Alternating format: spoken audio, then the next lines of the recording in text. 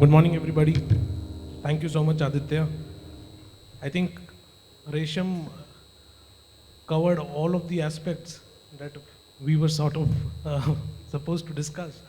But I think given the diversity that my panel has across sectors, I think they'll be able to share their personal respective, insights from their respective sectors. But when we talk about, cultivating financial resilience in dynamic markets, first of all, I think since COVID, and I tell my editors every time that resilience is one word that the media has really overused. But given how CFOs, navigated these last 4 years, I mean, it began with COVID. Just when things were about to get fine, you had Mr. Putin invading Ukraine, then inflation shot up. Then I remember in early May 2022, in a surprise address, RBI Governor Shaktikant Das came in and sent the market, deep in red when we started the rate hike cycle. And in February 2023, there was a pause, but there was anticipation now that we'll soon be having rate cuts. But the Federal Reserve didn't move the needle there, and there is anticipation that till they move a needle, the RBI won't move the needle here as well on interest rates as well. So now CFOs, I think, are factoring in that we are here for higher, for longer, and maybe for next 2-3 quarters we may have that situation as well. And post 4 June, we may have another element, probably some political instability. I'm not giving you any exit poll, but given how the markets are reacting, have been reacting in the last 2-4 days, that seems to be something which observers are noting. So that may be an added element post 4 June.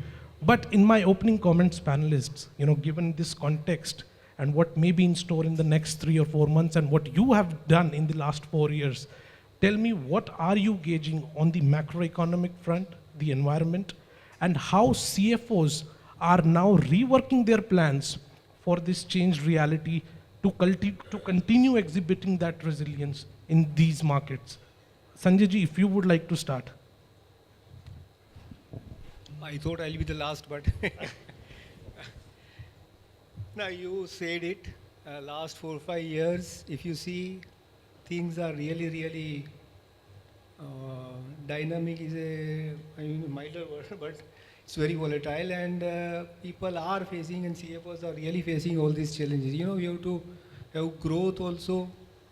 You have to maintain current profitability also. Unless you manage current business, growth will never come, in the sense, manage your this year and then next 4 or 5 years. So it is short term and long term both. You also rightly mentioned that things are happening in such a fast pace. You are suddenly having Ukraine war, and every day somebody is watching what's happening to Fed rates. Now Fed themselves are wondering what to do. Nobody knows in this situation. So, and the CFOs are really, and if you are in a forex business, and if you are in your export business, your business, then you have to really keep track of those things. Whether rupee will appreciate, rupee will depreciate, what will happen to you? And people, for others are there to judge you, but others don't realize the pressure and how difficult it is to take a call in such situation, Sometimes I find people using the word hedge kar lo, ye kar lo, but I wonder that do they understand what it means? One has to take a call, anything, even if you don't decide to hedge, it is a call taken. It's a decision taken. If you hedge, that is also a decision taken. So it's a really challenging time we all are facing. Right. And create a resilience. You have to have that kind of update yourself and update your, how the market is. You can't say how the market is going to behave, but you have to have an analysis, and don't be over ambitious. In the sense, take a call one step at a time, move forward again a step at a time, jump. So this is how a calculated risk is to be taken. The topic is resilience, means, see, the basic resilience anybody will have, any CFO will know how to manage his debt equity, managing his cash flows. Those are basic requirements. So beyond that, if you can think, that is the most critical role a CFO will have to play today. In the first panel, there was a question, the difference between CFO and CEO, and how do you voice your opinion. That's very critical to voice your opinion. It's very important. Unless you can bring that kind of different perspective to the whole thought. Otherwise, it's very simple. Payback ye hai, IRRs ye hai. These are all the simplest thing any chartered accountant will do. Where do you bring that difference? And the organization who respect CFOs, those organizations will certainly grow. If you do not respect your CFO's opinion, I really personally I feel that is not the right organization. Very rightly said, Sanjay ji. Sushil ji, your reading on what's happening on the macroeconomic front and how CFOs are now gearing up for that changed reality. So thanks, Arjun. Thanks, BW, and good afternoon to everyone. I think my take is that last 4 years have been dynamic, especially the COVID that you mentioned. And after that, there have been a lot of disruptions which are there. And as you rightly mentioned, it's a new normal. My view is that, and it's a very famous quote, that change is the only constant. Change is the only constant, and that's going to stay. So as a result, the economy, the companies, they are more integrated with the global environment. So any decision in any place in the world, it really impacts us as an organization in a particular country or in a geography. So those kind of disruptions will continue to happen. How we basically react to those changes, how we come back and bounce back is really important. If you come back to the COVID example, most of the companies have bounced back. Some of them have actually come out stronger because they were able to adapt to the changes and they had the agility to come back in a very strong manner. So my take is that, and in the earlier panel discussion it was mentioned that the resilience is not just about coming and basically mitigating a risk and managing a risk. It is also about not missing an opportunity, which is a very important element, because if you miss an opportunity, it means either you are losing a dominant position or leadership position in the market, or you are getting decimated in the long term. And some of the companies that we see have come out very stronger and have really adopted the AI, the new disruptions as a technology which they sell to the customer and grow the business. So as CFO and as an organization, we need to be very vigilant what is happening. First step is to mitigate the risk, and second is to leverage that to basically create that into an opportunity. Right. Thank you, Sushil. You've given a lot of points. We'll go, later in the discussion on each of them. Preeti, but very quickly, your opening comments on what you're gauging. Yeah. Good afternoon, everyone. So I think all of us, there's no second thought on how global developments are affecting all of us. We kept talking about decoupling, etc. But I don't think that in this global order, there's any serious amount of decoupling, because anything happening in any part of the world, we've seen how maybe the Ukraine war, now the Israel fallout, all of that is affecting us. I think what has been, what's critical for us as a CFO has been how good, I would say, robust our models are to adjust to the changing norms. So I'll just give you an example, and you rightly pointed out, Arjun, at the start of the conversation, that how the interest rates have moved in the last 2 years. So I come from a sector which is real estate, which is very capital intensive. So any change to interest rate has a serious bearing on the way our business works. I remember we generally used to have almost 9-10% interest rates. And when the cycle was in our favor, it went all the way down to 6.5, which was never heard of in the real estate sector. So what we did is quickly, when the cycle started reversing, we quickly converted a lot of our variable cost debt to fixed cost debt, and were able to reduce our cost of debt by almost 200 bips, which is very substantial for our form of business. But we could do that because our capital structures enabled us to do that. Our decision making also enabled us to quickly, react to those changing developments and make the best of how the cycle changed.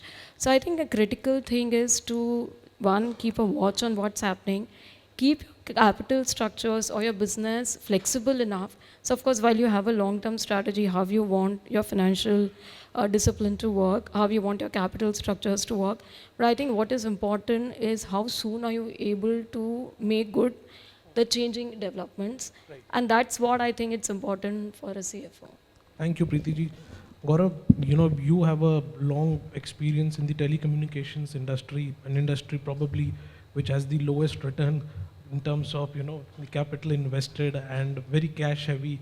How do, you see this macroeconomic environment for such companies, and in fact, even for your sector as well? Okay, thank you. Good afternoon, everyone. I think one thing that has started happening since COVID, that we only talk about what happened after COVID, but for telecom industry, it's 2008, 9, always, there is after 2 to 3 years, there's a turbulence happening, more operators coming, 2G scam, 2G to 3G, 3G to 4G, 4G to 5G, now 6G. So all those things are actually nothing but a capex, and as a consumer, we want prices to go down. So yeah, there are a lot of turbulences. I will not go to all and how we have come up out of it. But one thing is very sure is that what we have to start doing, that we need not to do too many different things. What we have to start thinking that do the same thing differently is where we will get a better return. We will able to get more output out of it. Like you talk about capex. So what we have recently done, that we have made a model that we can expand to n number of cities in India without doing a capex. Like it's very innovative thing that a telecom industry is saying that I don't need capex to expand. So this was, we need to expand, but doing the same thing in a different manner, right? Coming to macroeconomics and how we are doing in India, though full year numbers is about to come by this month end, but we are very sure that 7.2 to 7.3 GDP is expected out of it, and 30-40 basis point more than that is what we are gunning for. So headlines for India is very good.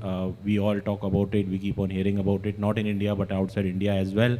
HSBC PMI index, which has come up, says that manufacturing sector has doing best of last 16 years, a second best of last 16 years, which is 58.8 against 59.1 that we were doing earlier. Service sector is also doing best of its time. So all these parameters shows that there is a lot of things is going to happen in India. Spends for hiring has increased, spend for capex, as well as we see a lot of advertising. Like we are here, so there are a lot of advertising events are happening. So all those, when a lot of advertising is happening, it shows the confidence that company has that there is a consumer outside, and so go and reach them, right? So all things are set. Yes, this is an election time. For those election time, spends goes down, new policies are not coming in. But what I have heard of that ministries are very clear what's going to happen after 4th June. They're already preparing plans because they have been instructed that once 5th June, they have to start presenting their 100 days plans. So in that context, I think there's a lot of actions going to happen in coming quarters, and the rate, and we will see rate correction and all that will happen. But I think, as he said, that US federal government is having a hawkish tone, so nobody is wanted to do very aggressive steps in this particular manner. I think Indian RBI will also take action basis the monsoons where it goes in. Gaurav, I would like to start from you as well. I mean, you give you very rightly reiterated the strong fundamentals that the economy is having. But now, if you go deeper into what all of the panelists mentioned and our topic precisely, when we talk about cultivating resilience, how would you, describe some of these components when we talk about resilience in an organization, and what can we do to strengthen them? How do they actually help in mitigating risks? A bit of insights on this as well, please. Sure. I actually, whenever I want to talk about something, I take an example. So for this resilience, I will definitely want all of you to think about your automobile or cars that you have, and you will have a shocker systems in your cars, or now advanced technology, ADAS, level 1, level 2, whatever. So I think financial resilience is like that only. Road is going to be patchy. You can't imagine Delhi-Mumbai expressway going to be everywhere. So you have to decide that on a low risk scenario where the road is little patchy, you need not to reduce the speed, means your shockers are so good that you're not reducing your speed just because of little patchy road. If it's a bumpy road, you are not banging on your head on roof of the car. So you have a system enabled that you know how to deal with those situations. And we don't want, but any situations like COVID again happens where the wall in front of us, your airbags are working, right? So all those things is what I think is a financial resilience. Whenever you're thinking about it, that does think that which type of risk, probability of a risk can happen. To strengthen them, it is very easy to just to keep on doing stress testing. You keep on evaluating at what scenario, what type of stress can come, and just think on those scenarios, what are the controls you have enabled in your system or in organization. I personally believe internal auditors is also very relevant from a financial resilience testing point of view also. Because when we work in the same organization, like I will take a lot of examples. I was very confident that my taxation, GST filings are perfect. I have done everything perfect, 2A matching, this matching, that matching, everything was I was very confident. But when I asked internal auditors to do a checking, they were able to find out something unique, which team was not able to think through because of their operational work. So I believe that internal auditors also plays a very important role for this checking that what all risk a company can have in future, which you are not able to think through. This is the finance matter, but from a business side also, there is a possibility. So internal auditor has to be not any typical account internal auditor. They should know the industry that you work for, the risk involved there. So that is another point which I would like to bring, that we should also start thinking that how good our internal auditors are, because this will help us in future. Liquidity, we all know that this is the best tool to deal with any situation that will come in future. Yeah. And I think that's the key point, that I think that components and how we should work on that. Thank you, Gaurav ji. Preeti, your thoughts on what are some of these components when we talk about financial resilience in an organization and how they can be strengthened? Right. So I'll again go back to my sector, which is, as I said, very capex heavy. And I think one problem, especially real estate always faces, is over-leveraging.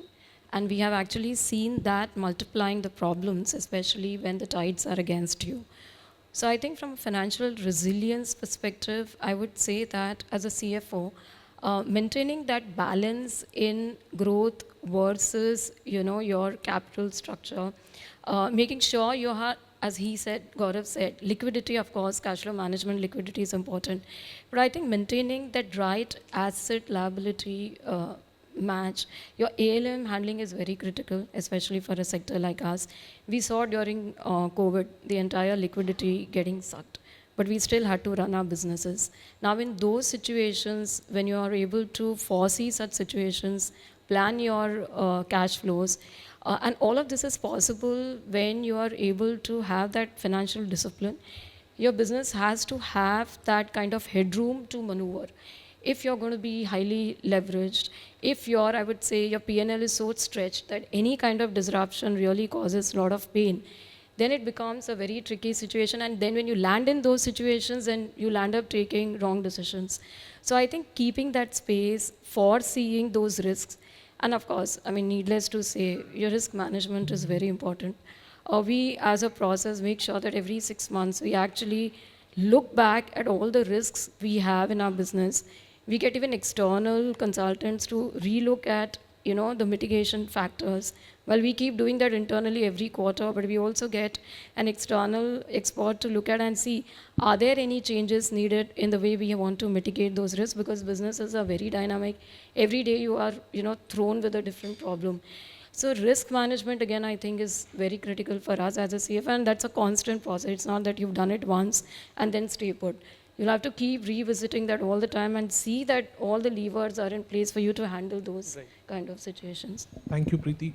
Sushil, your sector probably was one of those sectors that were the biggest beneficiaries when it comes, beneficiaries in terms of headlines because of what happened in the geopolitical arena. Tell us any personal experience on what really transpired given the developments that the sector had, be it in the energy sector at large or the commodity prices. Sanjay, that holds true for your sector as well, the chemical sector as well. How did your teams went back to the drawing board and rework these strategies? Any personal experience on that side that actually helped you mitigate the risks? Yeah, thanks. So in our industry, which is a power sector, it's a very, let's say the focus sector right now, not only just for India, but across the globe, because there is a need for energy independence as envisaged by each and every country. They just don't want to be reliant on other country for oil or the other country for gas supply, because then it just chokes the system. And hence there is a lot of need of energy transition. Now, but 4 years ago with COVID, we had seen a lot of disruption because it's a very capex oriented industry. And the moment there is a disruption, everyone stops the capex. And hence the OEM suppliers get impacted a lot. So the critical component for us is, as Preeti also mentioned, the diversification, making sure that there is a asset liability management. Ultimately, what we do in the business is 3 type of, let's say, decisions. One is the financing decision. How do you manage your liquidity through equity and debt? The second one is an investment decision. Where do you put your investments and whether we are getting the right returns on the investment? And third one is the operational finance. Now, what we need to do is to constantly make sure that whatever changes are happening in our sector, our investments are protected. We have enough liquidity for next few months, few quarters to manage in case there is a significant disruption. And at the same time, we have enough opportunity or funds available if we need to fuel the growth. Because we have seen a lot of swing between us, growth, and suddenly there is a disruption. The key to manage this for us that we have learned is diversification. When I say diversification, it does not just mean that you get into many products, but make sure that your own business is diversified in terms of your entire value chain. The companies which suffered the most in the COVID period were the ones which were highly leveraged or highly dependent on one sector or highly dependent on one customer or one supplier. So what we are trying to do is to have an alternatives, meaning let's say geopolitical that you mentioned, Red Sea crisis, or let's say Russian-Ukraine war. This puts a lot of stress on the supply chain. So what we are trying to do is to develop alternative suppliers.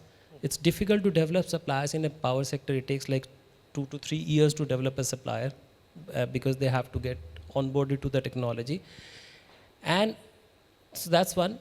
And at the same time, diversifying our portfolio in terms of customer. Right. Diversifying, make sure that we are not just dependent on one customer or one geography as such.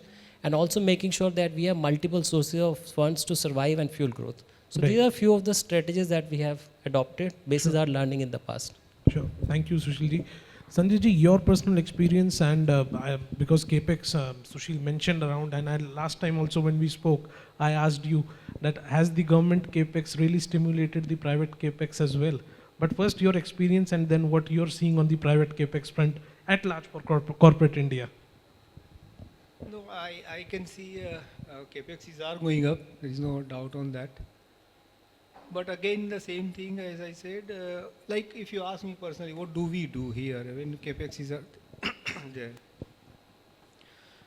You know, when we took up a large project, there are 2-3 things which were set as a guiding principle that we will not have cash flow, we must manage. Because whatever scenario, you know, you develop scenarios, but you must have alternate scenarios, 2-3 scenarios, and whether we will survive with enough liquidity in the worst case. Because world is again moving towards somewhere, suddenly you will find protectionism. People are levying duties. You know, you cannot survive depending on one particular market. You cannot survive. China is suddenly entering, suddenly exiting.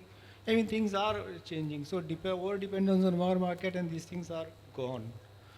So we said that, okay, we will not have those kind of, we will not have a bullet payment sort of thing, because though that year how it will be, we will not know today, 7-8 years if you have to make.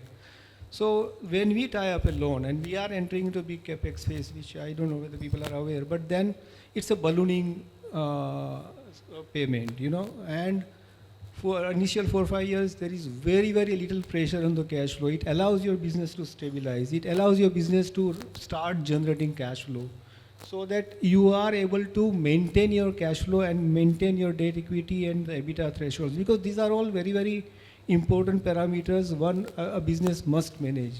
Over leveraging will never ever help the business. So creating alternate situations, creating whether you will survive in this case, the loan tie-up, maintaining the debt equity, what time you want to raise equity, what time you want to raise, this timing is also very, very critical and very, very important. You can't rush to debt market, you can't rush to equity market without doing proper, because it may hit you in capital market or it may hit you in your balance sheet. So those things are to be really protected when you are doing such large capex on this, and which is what our team is doing efficiently. Right. Thank you, Sanjay ji. My timer is showing me 4 minutes. The good thing about this panel was that the propensity of your sectors to be sensitive to the developments that happened in the last 4 years is really high compared to others. So that is why, in my last question to you, given that that experience and, if you have to sum up all of what we discussed, one advice for the future set of finance leaders based on these experiences on how they should be ready to tackle such unforeseen circumstances and a bit of a use of technology, given be it AI, data analytics, which they can use to mitigate these risks. Gaurav, if you would like to start on what would be that one word of advice? So I think, again, sorry, I will take a little more than what you expect, but I will go back to Darwin theory of evolution, right? What it says that strongest will not survive, intelligent will not survive, the who will be adaptable to change will survive. And that applies to all of us as well as a finance fraternity. We will have to, and I mentioned earlier also, we need not to start doing different things. We have to start doing things differently. And I strongly believe on that. So I think that's the only advice for all of us, is that keep on exploring that what all changes are happening around you. Try to adopt that, if not at very early stage, but at least when you see it's happening around, you should start adopting it. Like AI is, I think right now AI is like a Temur. Right. We talk too much about it. Actually, we don't know how it will become after 5 years and 6 years. But yeah, it's okay. But I think we have to start adopting it. We will have to start talking a lot about it. What we have done in organization, that we have asked each and everyone to start presenting something that they can do on AI. Just go to Google or wherever, just do to chat GPT, find out something that you want to do and present to all of us. That has actually helped at least to all of them started thinking about it, start implementing in a system. Nothing else, they at least know now more Excel formulas, right? That itself is a small change that we started doing. So my piece of advice is this only, that we will have to start thinking everything, what I was doing yesterday, today I am doing better than that or in a different manner. That itself, I think, will bring a lot of change as in finance fraternity and for the organization as well. Thank you, Gaurav ji. Preeti, your quick advice for our future set of leaders. Right. So I think flexibility is something which Gaurav and everyone on the panel spoke of, so I'm not belaboring on that. But I think on the tech front, 2-3 things. I think tech is very critical, especially when businesses are growing at a fast pace. Tech is like a foundation. If a foundation is not strong enough, then it's going to hinder your growth. So I think that's very critical. And the technology also, it's not about just business flexibility, but the tech flexibility also is equally important. I just want to give one example here. We got listed in August 2020, which was exactly 5 months into the lockdown. And we were the first IPO after COVID hit us. And we did the entire IPO sitting at home. Nobody could have fathomed that you'll actually be sitting at home. And we had 13 bankers to do the IPO, raising almost 4,000 crore. So nobody could have even thought that somebody sitting, 15 bankers, 3-4 lawyers, and everybody around sitting. We did our road shows. We met 100 investors online. And that's how we sold the issuance. And it got 13 times subscribed. All of this happened right in midst of the IPO, and that was all thanks to the way we were ready with our tech back end. Had it not been for that, doing an IPO when whole world is shut down would have been next to impossible. So I think tech flexibility also is very critical. I think another critical point is when we talk of financial resilience, it's not just about capital structures, leverage, etc. But I think compliance is also very critical, especially when you're on the listed side. Compliance, governance also is very critical, and getting tech in that platform is important. You have heard regulators like SEBI chairperson recently spoke of adding AI to monitor compliances for listed companies. Now that's where the world is going. So even I think on the compliance and governance, because that's also very critical when we are growing fast, to make sure the compliances are strong enough not to rather prevent us from tripping. I think that's another area where technology will play a big role going forward. Thank you, Preeti. Sushil, the screen says time's up, Yeah. but I'm sure you'll have something. to I'll add. try to be quick. Yeah. So my advice is that end of the day, it's human being which evolve, and technology disruptions will keep on happening. We should have the zeal to learn not just in our domain but beyond our domain, in terms of what is happening in market, what is happening in business. And the most critical for the young people is to understand how to implement, because most of the time we fail where we have a lot of knowledge but not able to implement, whether within the organization or maybe at other places. And that involves critical components. Use of technology, but how do you percolate in the organization? Use of any system, any processes, but how do you teach people to adopt to those processes, and how do you work as a team? So if one masters the ability to work as a team and have a common vision of changing as per the need of the industry or market, that is actually a winning team. Right. Thank you, Sushil. Sanjay ji, your concluding comments and your advice for our future leaders. I'm sure future leaders are techno-savvy, much better than what we are. Of course, Sushil is younger, but much better than what we are, so I don't have to tell you. But only thing is over-dependence on technology is also not good. That's my personal advice. Application of mind has to be there. One has to have that analytical mind. It's very, very critical. Otherwise, it's very easy to get all data on your screen and this. But how do you read that data? How do you analyze the data? It's very important. So application of mind. And the topic which we said, that CFO must stand his ground. He should be flexible enough, but whatever he feels right, he should be free to say, and he must say this. That is his prime job, and that is his real function. So that's my advice, young leaders. Join hands with your CEO, but raise your concern, raise your voice, and that the resilience comes from that only. Otherwise, CEO, people are there to take call, business, SI, this, that, but then somebody has to, resource allocation is a part of CFO's job. Why, when to allocate, where to allocate is very critical for us to decide. Thank you, Sanjay ji, and thank you all my panelists, for sharing such varied experience across sectors on your mantra for what it takes to have financial resilience in the dynamic markets. Thank you so much. Audience, can we please have a big round of applause for my panelists? Thank you so much.